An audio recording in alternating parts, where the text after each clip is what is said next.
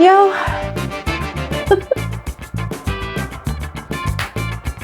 Okay, ladies and gentlemen, last night's game was something. Yeah, it was something. I'm still looking for the right word to describe it, not found it yet, but it could pass for a very interesting time out with the housemates. Now, why am I still struggling with the right word to describe last night's game? The reason is, it was a genius idea from Big Brother. Don't get me wrong. It was a genius idea from Big Brother for the housemates to write out at least 3 questions they wished they could ask to their fellow housemates, right? It was a genius idea. However, I wished that the execution had played out differently. All right. Now, what do I mean? Housemates, of course, have written out their questions. They had been instructed to write their names on their paper so that production obviously would know that, okay, it is this housemate that's asking these questions, which was a brilliant idea from the get-go, right? I was quite excited about it. I even mentioned it on one of the videos I put out yesterday that, oh my God, this is going to be exciting. You know, I'm looking forward to a lot of chaos, a lot of basketballs in the house tonight. And by chaos and basketballs, I'm not talking about just fights only, but at least people getting to confront the reality of, you know, their relationship or alliances with other people in the house, right? But it was quite disappointing when Big Brother returned the questions back to the house, provided drinks and just provided refreshments basically for the housemates, and instructed the housemates to get on with the game, only for them to begin and there were no names of who was asking which questions. So it was now left for the housemates to, you know, come out one by one, and then they will randomly pick papers containing the questions from a box, and then they will ask the question, and then it's either they answer or the question is directed at someone and that person would have to answer. And it was a bit chaotic at the start. It was a bit chaotic because it seemed like, even till the end, to be honest, it seemed like most of the housemates did not particularly understand what was required of them to do. And I sort of blame Big Brother for that, because this thing was straightforward from the get-go, right? They've already written your questions. Why didn't Big Brother allow these housemates to boldly, audaciously ask these questions to the face of their fellow housemates? Because it was very obvious that most of the questions that were read out last night were actually questions that, you know, were literally from a friend to a friend. It wasn't from a random housemate to another random housemate. No, most of those questions were from a friend to a friend.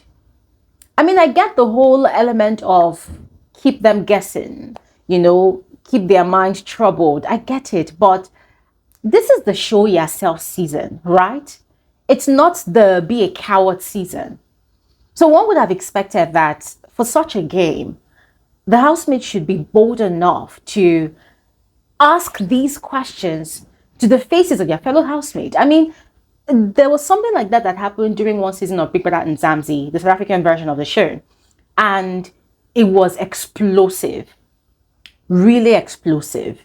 Now, I can't remember if it was Big Brother that instructed the housemates to play that game, but they did play that game where people would just take the center stage, and then they would directly throw the question at someone and say, you, why are you doing this? You, I noticed that you are like this, you're like that. You are moving in a very certain way. You're moving like a snake. You are a snake. I saw you do this and that and that. They were coming at each other like bullets. And the house was chaotic that night. Not like they were fighting or anything, but people were confused, like, oh my God, you know, it threw everybody in disarray. So I was sort of expecting something like that, you know, last night from Big Brother, especially looking at the fact that, once again, it is the show yourself season, not hide yourself, not conceal your plans, not conceal your thoughts or perceptions about your fellow housemate. I really expected a lot. So as much as it felt like, oh my God, the internet was burning, this housemate said that one, that, I wished it had been better, because it could have been better. It had the potential to be better, but it wasn't better. For me, it wasn't particularly giving like that, right? And yeah, it was just sad. But anyways, all hopes was not lost. All right. It still turned out to be slightly interesting. All right, slightly interesting. And still, I do not think the housemates really understood the assignment. Yeah, I don't think they really did. Say for a few people like Ricky. Ladies and gentlemen, Ricky really impressed me. I was so impressed. But that doesn't mean that Ricky is not slow though. Ricky is still very slow. He's still very, very slow and lazy. But I must give him accolades for his, his observational skills. That guy, his antennas in that house, they are like this. Woo. They are very, very active. Unlike Cassie, who has 1 million antennas on his head, but he still doesn't really know how to channel all of them. Yeah, but Ricky had balls. Oh, we've been talking about how heavy his tank has been. So I think his tank was fully active last night. Don't mind me, that was just a joke. But yeah, Ricky was the only housemate who had the balls to say certain things, certain truths and realities to other housemates who other people were sort of shying away from telling the truth about themselves. So we're going to get into it right now, all right? But before we do so, hi. You're all especially welcome back to my channel. My name is Bbnaija. This is Frankly Speaking with Bbnaija, and I am the girl with the tea. Just a quick reminder, guys, today is Saturday. Yay! Today is Saturday. I'm super excited. There's a lot for us to unpack about the week so far. And we're going to be doing that on this channel, in this community, on YouTube by 3 p.m. WAT. So please, this is a special invitation from me to you to join us for our YouTube live conversation. I'm super excited. I cannot wait to host all of you. Let us rub mind and let us have a robust conversation. So please make it a date with us. Do not miss out, all right? Anyways, all of that said, quickly, let's dive right into the details of this video. So first off, a lot of questions were asked. Ladies and gentlemen, remember, there are 20 housemates in that house, and each of those housemates picked at least 4 questions. So if I decide to address every single one of those questions that you picked, I'm not going to end this video today. This video is going to exceed at least 2 hours. Yeah. And we don't have that kind of time. All right. But what I'm going to do now is there were some questions that were quite, that actually hit the mark, that give us a bit of drama. Right. So I'm going to focus my attention on those questions. In case you feel like, oh, there's this question that you liked and I did not address it, well, we could do that during the live conversation we're going to be having later on today, all right? But as I said, I'm just going to focus on some of the questions because it was a lot. I mean, multiply 3 or 4 questions by 20 housemates, that is a lot. And you know that if I pick on every single one of those questions, Bbnaija will want to do an in-depth analysis of the question itself and the response or reaction in itself, and we don't have that kind of time. All right, so yeah, let's begin with what's his name now, Aiku. There was a question that Aiku had picked that was directed at Goddessa, and the question was, Goddessa, are you a singer or an actress? You seem to have been putting on an Oscar performance. Goddessa heard that question and she thought they were giving her a beautiful compliment, right? And she was like, oh my God, thank you. I'm a singer first. Oh, but I'm not an actress yet, but I actually played a role in one movie. And then some people were like, Goddessa, you don't understand the question. And she was like, oh, what's the question again? And I think they read the question again for her. And she was like, oh, whoever wrote that question, yes, tell the person that, yeah, thank you. I'm going to be getting my Oscar award very soon. Like, see, that particular question cracked me up so much because it was just very simple. Whoever wrote that question was making a sarcastic statement that Goddessa was pretentious. Yeah, that she was pretentious, that she was, floating between her 2 personalities or multiple personalities, but most poignant of all of the personalities that she has is the one that she tells everyone that she's a singer, but then she acts a lot, that most of the things that she does is performative, which I am not mad about. But I just really wish that she actually understood the question, because if I do say so myself, yeah, as much as it might have come off as an insult, I think it's also a very beautiful compliment. Because if someone called you a singer or an actress, then it means that all your performances in the house, you've actually been really doing great at it. You've been really interpreting your characters excellently. And you see, this thing I always say about in the house, in Big Brother's house, every single individual is being performative. The only thing that makes them look fake is when they give away the character that they are acting out. And I love the fact that when GODDESSA later on was having a conversation with Ricky, she actually explained it in the same manner. I'm like, yes, girl, your head is in the game. You came here prepared. You came here really prepared, you know. So she eventually got it, but at first she did not get it. Yeah. And I doubt if a lot of the housemates also got it, because a lot of them were looking clueless. Like, she's a singer now. So look at this one. So, you should be woke. Like, you need to be woke.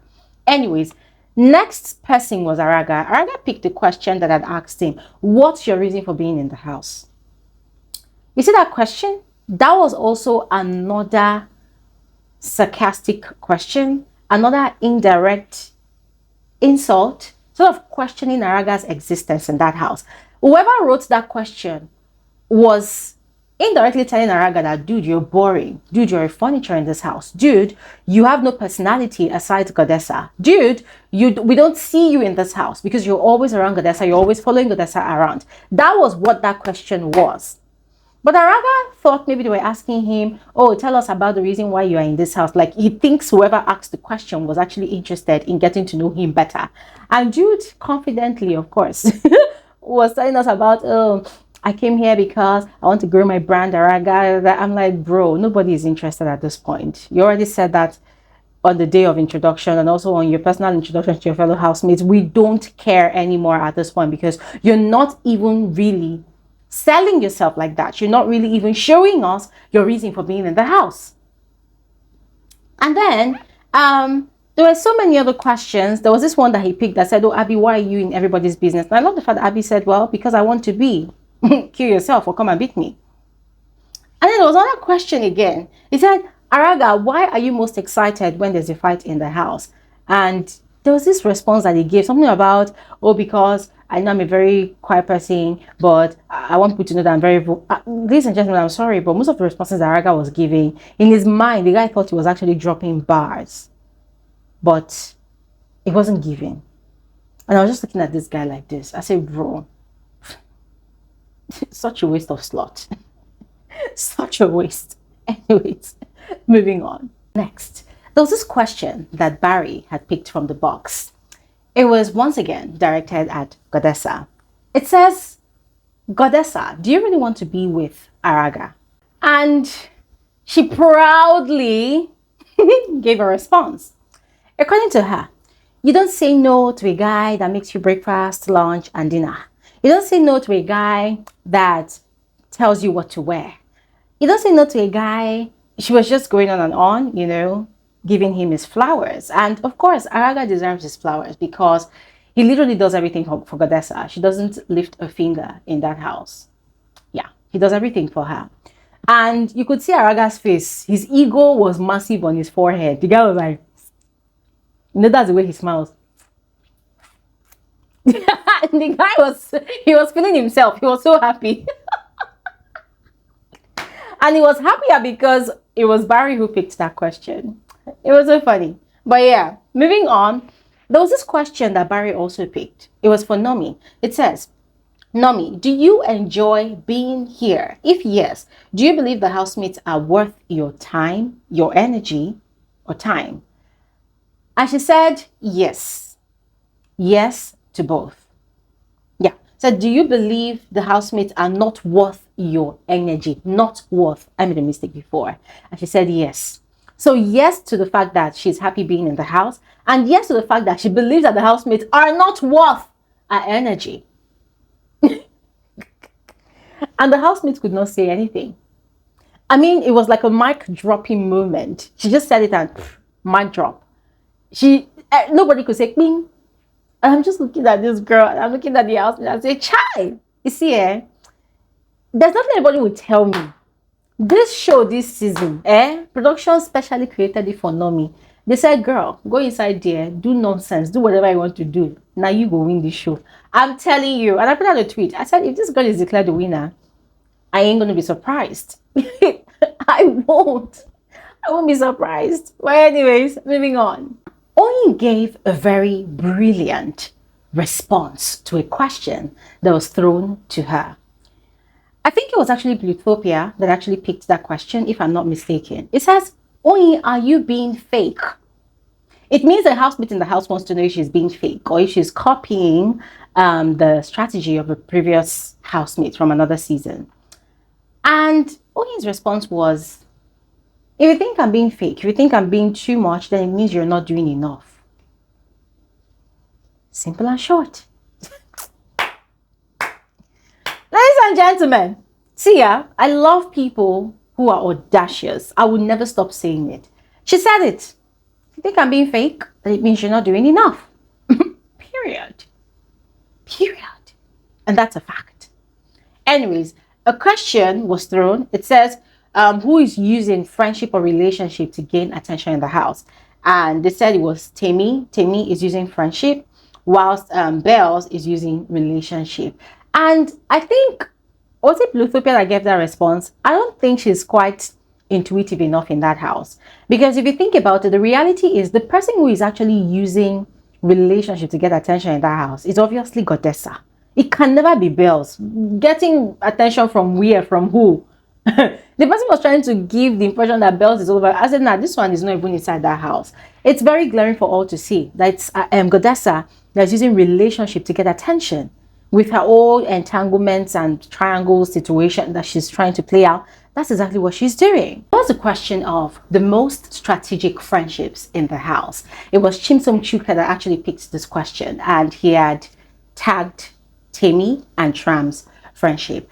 And I kind of agree with him, because when it was Tram's turn, he had actually picked a question that actually referenced that, like, who do you think is using who or something for strategy? And he said he knows that Temi is using him for the game, but he loves it. I mean, why wouldn't he love it? She's always coming to his bed and they are kissing. And even last night, they were literally kissing like no man's business. And then there were rumors that Temi had actually given him a blowjob in the toilet, or be in the bathroom, wherever. Yeah. So obviously he's going to enjoy it because he's at the receiving end. He's receiving all of that. And you see, there was something Keivo had told one or two persons, that he sees all Temi is doing. Now, whilst she feels like she is spiting him, that she just keeps on reducing and reducing and reducing her steez in this house. Because when Temi came into the house, everybody placed her on this very high pedestal.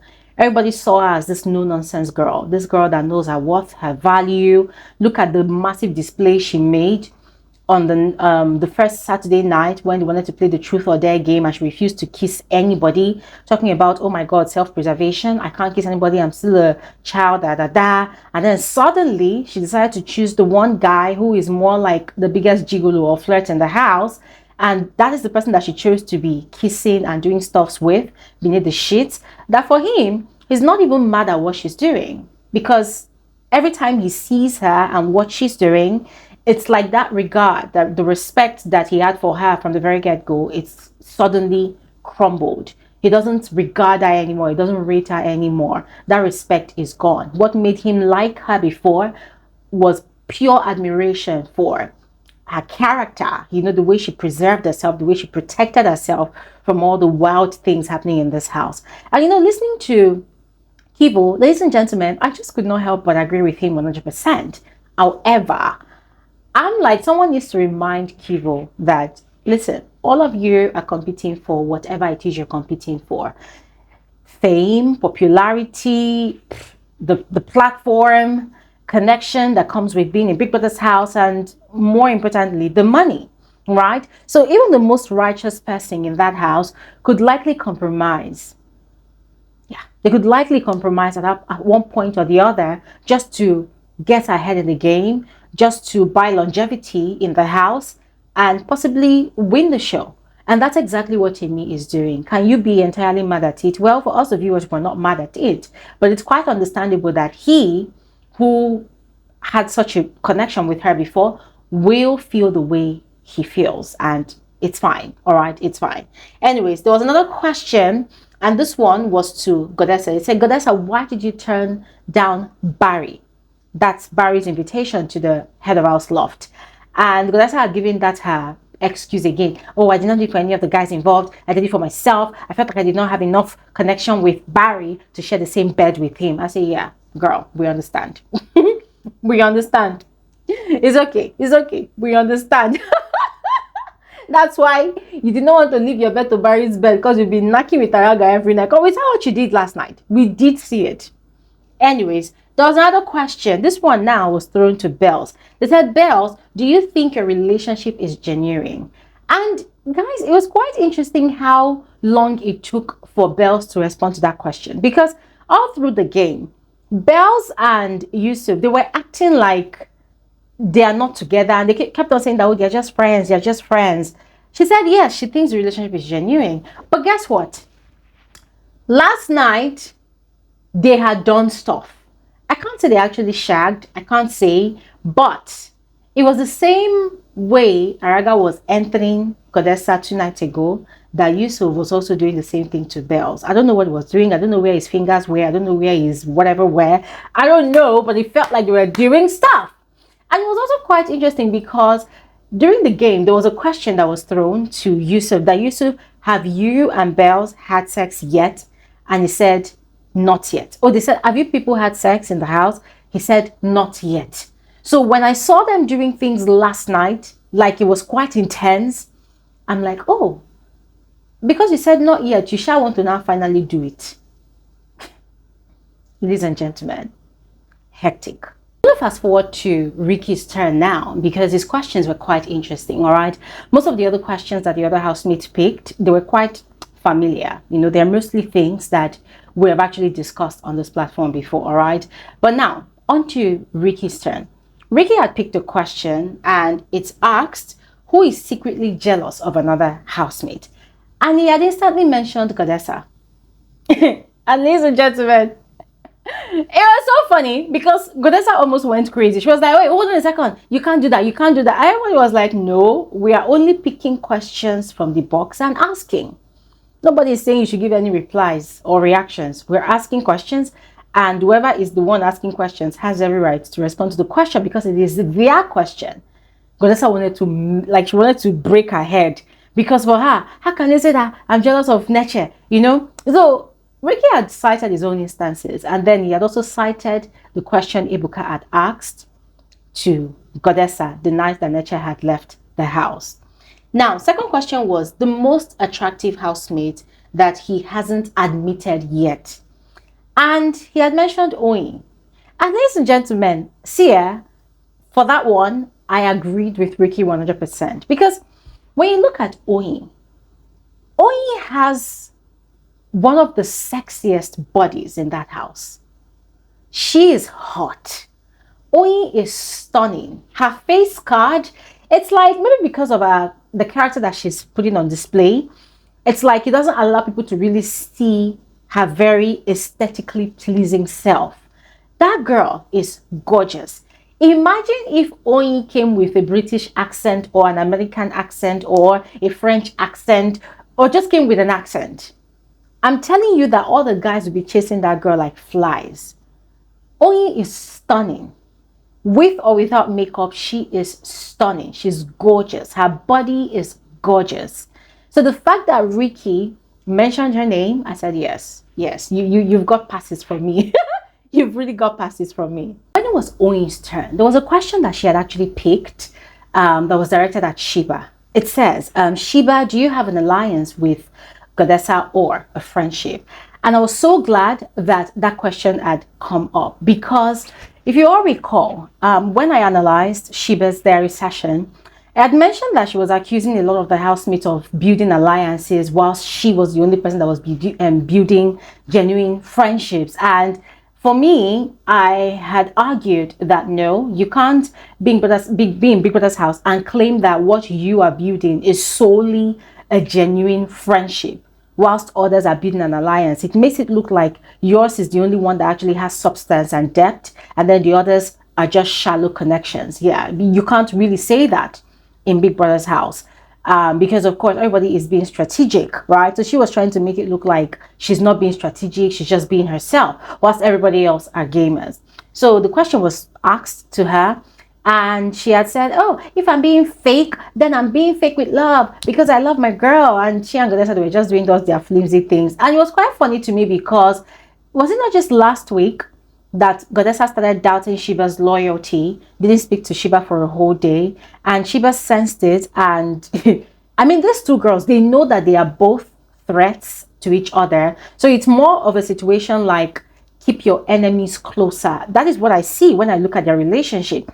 Both of them keep on claiming from time to time that, oh, this is the kind of friendships that they have outside the house. It could be true. However, the way I see it, it's more like they both know that they are both main characters, they are both strong personalities. So instead of keeping each other at arm's length, they would rather be together so that they know each other's plans.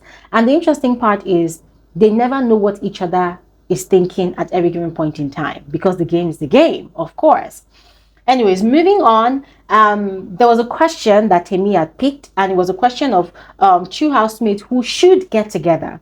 And she had looked around and mentioned Keivo and Nomi. Temi was aiming at provocation last night, for your information. Now, another question that she had picked was, Nomi, why are you really trying to get to know Cassie? And Nomi gave just a one-off answer. I'm not trying.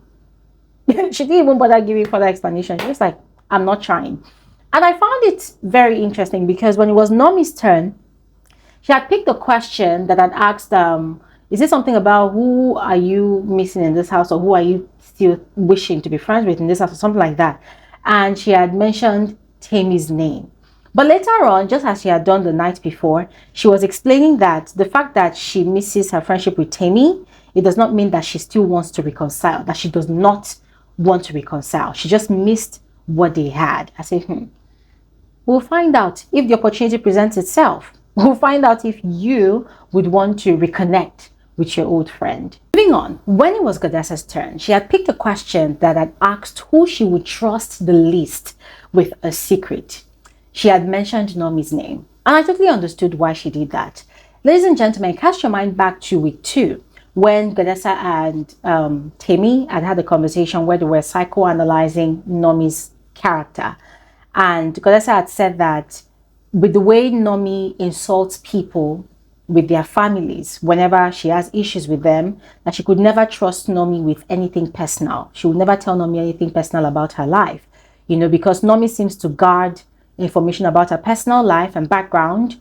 But when it comes to other people, they tell you stuff about themselves that when they offend you, you use it to attack them, use it to insult them. And then there was also the Neche and Ricky situation where Neche had said something to Nomi, and Nomi had used it against Neche. And then when Neche had confronted Nomi, Nomi had said, well, you told me something and I used it against you, so what's the fuss? If you tell me something again, I'll use it against you. And ever since, Godessa had been wary of Nomi, that is not one person you can ever trust with any information at all. Rightfully so, because I would do the same. I would do the same. And so there was one interesting part about this whole thing. Everybody that was mentioning Nomi's name one way or the other, she didn't even bother. Like, for her, it's a game. Anyways, there was also Ricky's part. Ricky had chosen a question. He had picked a question about Godessa and Araga's relationship, and this guy had given a thorough analysis of their relationship. He said he feels like the relationship looks real to everybody, but in his eyes, what he sees is exhaustion. He feels like they've exhausted all they have to offer to each other. And so at this point, they are bored. It seems like they want to do more, but for the likes of Godessa, it's like because she's there, or even Araga, it's because they are there, they feel stuck. They cannot move on to explore. He feels like Araga wants to explore, but because he's already with Godessa, he cannot move on to explore. Guys, he analyzed those people's relationships so perfectly. And in a way, I felt like he was trying to pass on a message to Araga that, dude, you have not really shown yourself enough in this house. come out of your shell, come out of your relationship and explore other options. But Araga was just there smiling like, what, I don't know. And guess what? After the game, Ricky had gone ahead to have a conversation with Goddessa, where he was trying to really understand the situation, the dynamics between herself and Araga. And you see, I was literally giving Goddessa accolades because this girl knows what she's doing. Don't ever think that Goddessa is dumb. Goddessa is not dumb. Goddessa is very, very self-aware and also very, very aware of her environment. She's very, very aware of the game. She's reality TV material. Goddessa was literally telling Ricky that, listen, I wish I could play out conversations I have with Araga. Araga is literally on his 10 toes with me. Araga is doing everything possible to keep me. She said, I don't lift a finger. I don't do anything. If I just say I want something, Araga goes and gets it. I don't do anything. Then Ricky was now saying that, well, it seems like you don't allow other guys, to approach you because you're already with Araga. And Goddessa said, well, I am not going to make it easy for any guy. If any guy wants to chase me, they should chase me because I am not in Big Brother's house married. I'm not married. I don't have kids. I don't have any ties to anybody. If I am with Araga, it is because Araga is putting in the work to keep me. And I'm comfortable here because he does everything I need. But I'm not now going to make it easy for other guys to chase me because I need them to chase me. I mean, guys, everything Goddessa was saying, it was 100%. It made so much sense. However, it was also obvious that she was kind of lying to Ricky so as not to stroke Ricky's ego, right? To give flesh to his perception about her. Because the reality is, Goddessa actually tried. She actually tried to help Barry to chase her. She tried to help Yusuf to chase her. But Araga has been marking his territory. Now with Barry has not chased her enough. Barry has not really earned her. Barry has not done the things that Araga has been doing for her. And that is why she doesn't want to give in easily to sleep in Barry's bed. So even if she knew that she was sort of lying to herself, I still loved the fact that she was talking tough in front of Ricky, you understand? And I felt like that was her giving a hint to Ricky to chase her. Because Ricky then asked her a question that, so you mean now that if I decide to disregard whatever you have with Araga and move on to you because I like you very much, I find you very attractive. So if you now decide that, okay, damn everything, damn Araga, damn all the consequences, and I want to really chase you, are you saying that you're going to give it all away and attend? And she was like, yeah, that they can see how it goes. He should at least give it a try first. Ladies and gentlemen, it was a very, very interesting conversation. Interesting because previous night, Thursday night after the pool party, Ricky was all over Sheba.